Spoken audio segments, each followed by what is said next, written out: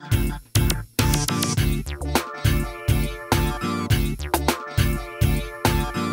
n'y a jamais eu de meilleur moment que maintenant pour entreprendre.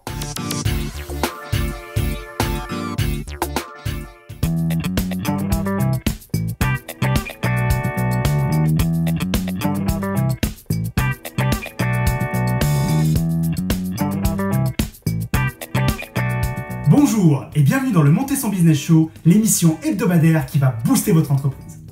La semaine dernière, nous avons parlé d'un sujet qui était vraiment passionnant, vous avez été nombreux à participer, je voulais vous en remercier. On a parlé des communautés et de l'importance des communautés dans votre entreprise et dans la création et le développement de votre boîte.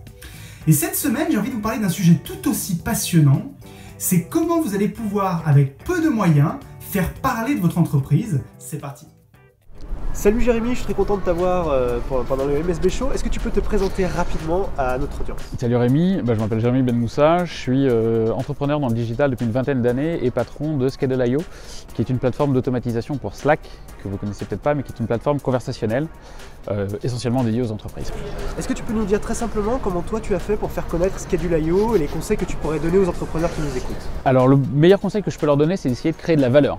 Quand vous avez un business, vous allez définir en gros l'activité de ce business, les sujets qui sont liés à ce business et vous allez créer du contenu. Les réseaux sociaux sont absolument géniaux pour ça. Que vous ayez un blog, un compte Twitter, un compte YouTube, peu importe, vous allez créer de la valeur, partager sur les réseaux sociaux, créer de l'interaction et surtout intervenir, c'est de la discussion.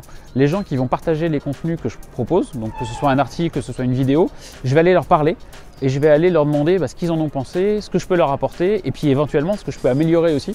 Et cette façon d'apprendre en permanence et d'échanger en permanence, comme elle est publique, elle est aussi visible par d'autres utilisateurs. Donc ça crée un espèce d'effet boule de neige. Alors c'est marrant ce que tu dis parce que dans un épisode récent du MSB Show, avec Manuel Diaz et Florence de mesbonnescopines.com, on a parlé de communauté. J'ai l'impression que tu es en train de créer une véritable communauté autour de Schedule.io. En fait c'est un petit peu ça. Il y a déjà une communauté qui est très présente autour de Slack. Donc nous on vient un peu se plugger sur cette communauté.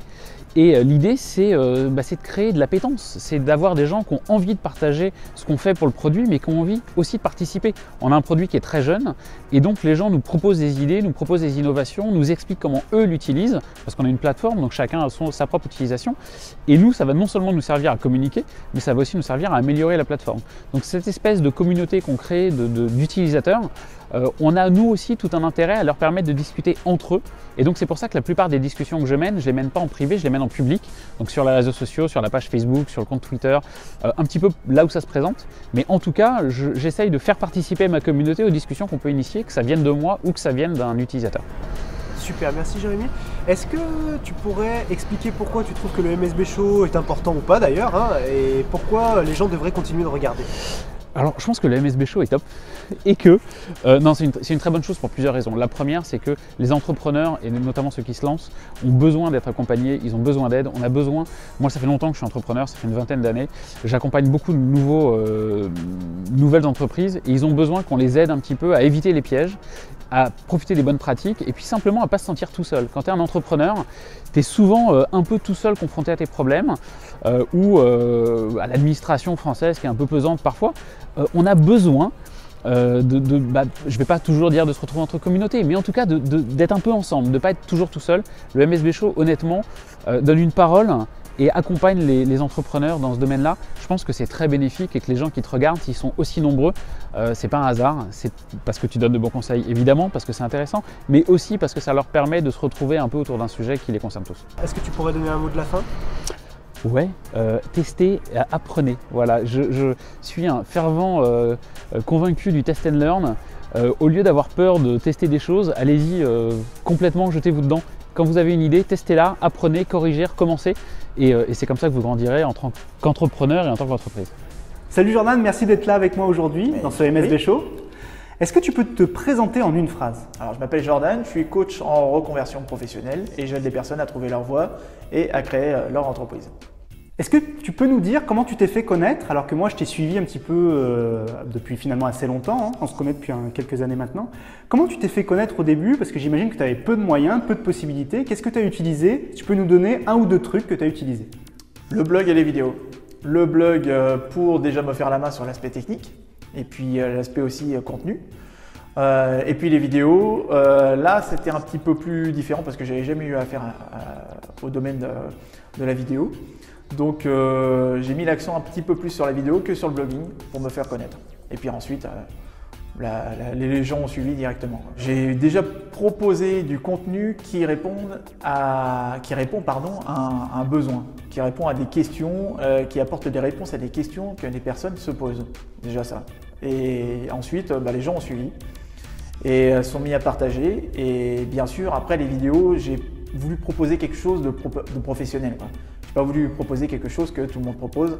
Donc j'ai mis un petit peu plus l'accent sur le côté créatif. Quel a été pour toi le déclic entrepreneurial? Ce moment où tu t'es dit, voilà, le salariat, c'est peut-être pas pour moi, j'ai envie de faire autre chose, je passe plutôt à l'entrepreneuriat. Est-ce que tu peux nous raconter ça assez rapidement? Le salariat déjà à la base, le fait d'expérimenter le salariat et d'être à la botte d'un petit chef qui me donne en quelque sorte des ordres et qui me dise quoi faire. Déjà ça a été une expérience qui n'a pas été du tout positive pour moi. Et puis peut-être tout simplement parce que j'avais un potentiel qui n'avait pas été exploité jusqu'à là. Surtout le côté créatif, j'en parlais tout à l'heure. Et puis le fait aussi d'avoir vécu un burn-out. Alors déjà tout ça, donc, concours de circonstances. Et puis après, quand je me suis rendu compte qu'effectivement, il fallait que je me rende à l'évidence que le salariat, c'était pas fait pour moi. Donc là, j'ai commencé à m'intéresser à tout ce qui était web entrepreneuriat. Et puis je suis tombé justement sur ton site. D'ailleurs, j'avais bouffé, dévoré ton e-book. Et puis c'est à partir de témoignages d'autres personnes, parce que je fonctionne beaucoup sur les exemples et les témoignages, et c'est à partir de là que je me suis rendu compte que si d'autres personnes le font, pourquoi pas moi. Où est-ce qu'on peut te retrouver, Jordan, rapidement? On peut me retrouver sur ma chaîne YouTube Oser Briller, sur mon site aussi oserbriller.com, sur Facebook et puis sur Twitter pour l'instant. Merci Jordan. Je t'en prie. Salut Nadia, est-ce que tu peux te présenter en 10 secondes à nos téléspectateurs? Alors je suis Nadia, alias La Fée Corsetée, je suis artisan, je crée des corsets et des robes de mariée sur mesure et d'autres petites choses. Est-ce que tu peux nous dire rapidement comment tu t'es fait connaître sur internet et dans la vraie vie? Alors j'ai commencé en 2006 en faisant du coup pas mal de marchés artisanaux et parallèlement un petit site internet avec un forum à l'époque avait été mis en place. Donc tout de suite on a une petite communauté qui s'est fait lentement, très lentement, mais voilà, qui a pu après migrer sur Facebook quand Facebook est arrivé un peu plus présentement en France. D'accord, est-ce que tu peux nous parler rapidement du certail qui est derrière toi là? Alors ça c'est une des petites pièces maîtresses on va dire de mon travail. C'est un certail qui reste à l'atelier, qui est mon certail, avec tout l'esprit, ce qu'on appelle steampunk aujourd'hui, avec les cartes, les parties métalliques, le voyage, etc. Un petit côté rétro aussi. Voilà. Si tu avais un conseil à donner à une petite entreprise ou un petit entrepreneur qui se lance aujourd'hui, qui n'a pas beaucoup de moyens et qui aurait besoin de se faire connaître, ce serait lequel? Qu'il utilise tout ce qui est possible sans dépenser un sou. C'est-à-dire? C'est-à-dire que déjà il y a le bouche à oreille, il y a, je parlais des marchés, un marché ça coûte pas grand-chose, voire des fois gratuit. Internet aussi, avec tous les réseaux sociaux actuellement, il y a plein de choses gratuites qui s'offrent à vous, donc essayez tout et puis petit à petit, voyez ce qui marche pas par rapport à votre entreprise. Alors toi tu cartonnes sur Facebook avec une très belle communauté, mais souvent les entrepreneurs me disent ouais Facebook j'aimerais bien y aller mais j'ai pas le temps de le faire. Comment tu fais toi? Mon PC est toujours là à côté de la machine à coudre. Tout simplement moi je travaille surtout via Facebook, j'utilise pas Twitter ou autre, mais c'est hyper simple de balancer une photo du travail que je suis en train de faire. Il y en a pour 30 secondes, faut arrêter de dire qu'on n'a pas le temps. C'est vraiment pas grand chose et puis au contraire souvent on travaille, du moins pour mon cas on travaille toute seule, donc voir que y a des gens qui mettent des petits likes, qui mettent des petits commentaires, je suis plus toute seule dans l'atelier, des fois ça fait du bien. Merci Nadia, où est-ce qu'on peut te retrouver rapidement? Alors sur donc, le site www.fée-corseté.com, la page Facebook La Fée Corsetée, voilà, je crois que c'est déjà pas mal.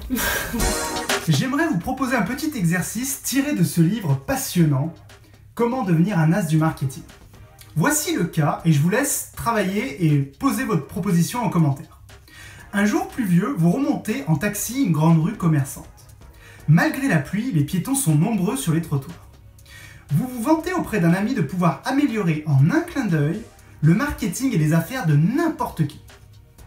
Votre ami vous montre alors la chaise vide d'un cireur de chaussures et vous demande, un peu ironique: et que peut-on faire pour cet homme?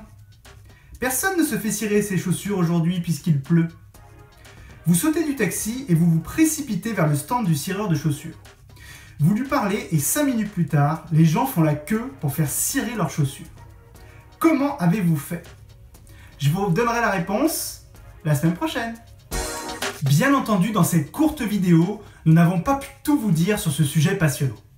Si vous voulez aller beaucoup plus loin, n'hésitez pas à poster des commentaires sous la vidéo. Je réponds à tous les commentaires, enfin jusqu'à ce que je ne puisse plus le faire, quand il y aura trop de monde. Mais en tout cas, aujourd'hui, c'est le cas. Je voulais encore une fois vous remercier d'être toujours plus nombreux à suivre le Monter son Business Show. N'oubliez pas de mettre un petit pouce bleu si ça vous a plu, un pouce rouge si ça vous a déplu et expliquez-nous pourquoi en commentaire. Et n'hésitez pas, s'il vous plaît, c'est très important, à partager cette vidéo si elle vous a plu. C'est cela qui vous permet de me payer, hein. C'est gratuit pour vous, ça vous prend quelques secondes, mais pour moi, ça veut dire beaucoup. Je voulais vous remercier encore une fois et je voulais vous dire une chose extrêmement importante qu'il ne faut surtout pas oublier. Il n'y a jamais eu de meilleur moment que maintenant pour entreprendre. À la semaine prochaine.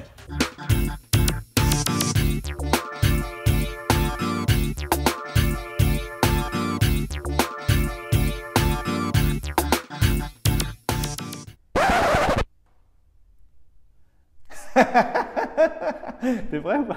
Bah ouais, je suis prêt. Maintenant, tu vois. Attends. C'est bon. Allez, c'est bon. Ouais.